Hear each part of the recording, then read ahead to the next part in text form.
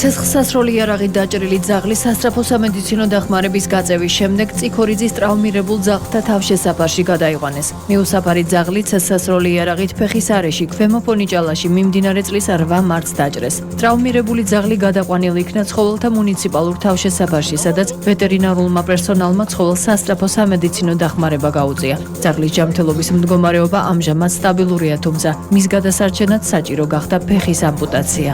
თავშესაფარში მოვიყვანეთ 8 მარტს ტრავმირებული ძაღლი, რომელსაც დაახლოებით 4 საათიანი ოპერაციის შემდეგ